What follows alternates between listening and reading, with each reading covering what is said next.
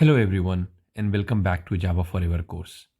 Currently we are learning about subprograms or functions, and in today's class we will learn little bit of theoretical aspects of what really happens behind the scene when you call a function, when either one function calls another function or a program or main method calls a function.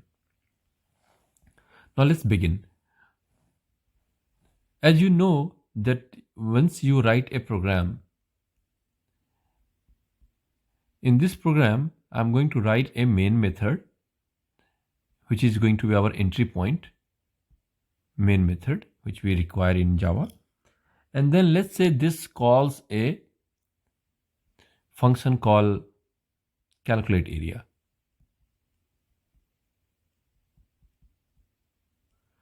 This function, and remember the function or method always have a parenthesis. That's how we know that it's a function. This calls and then call returns in fact a value. We pass arguments or parameters and it returns a value.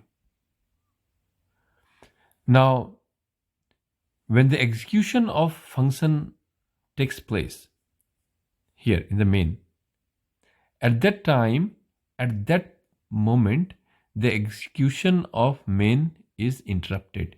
It pauses and Java starts executing the part of the code that's written in the calculate area. As soon as you call this function, suppose you write multiple lines and then in this line you have a function call. And then you have one more lines here, suppose. When Java executes this, and as soon as you call the function, the Java jumps into the function and executes the function code. And then once at the end when it returns a value, then it returns a value, and then from there, remaining part of your main program continues to execute. Again, you call another function, same thing, Java goes to that function, executes the code there, returns a value, come back and then continue here. It is like taking a detour. When a road is blocked and you go and take a detour and go back and come back to your main road again. That's how it is. The execution is, it continues like this. When you call a function, it goes, executes the function and continues on its main program. I hope this is clear. Now there are two type of, also it is important to remember that there are two type of methods in Java. A method that does not return any value, and in that case you still need to provide what it returns, which is void.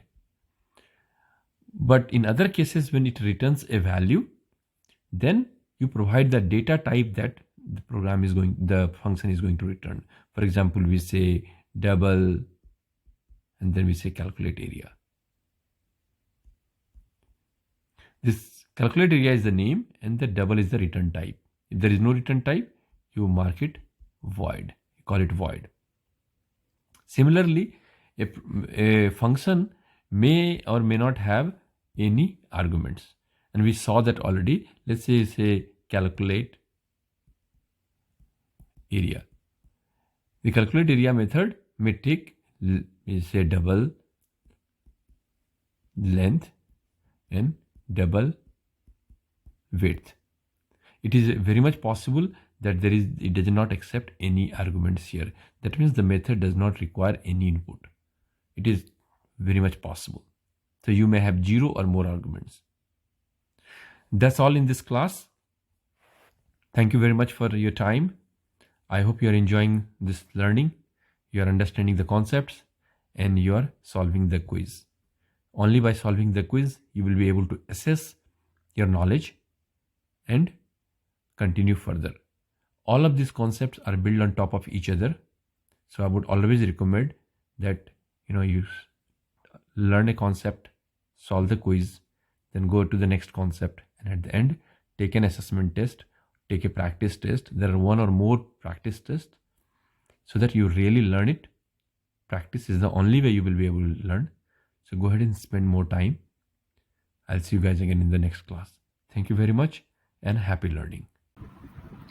Thanks for watching. Do subscribe and press the bell icon for more videos.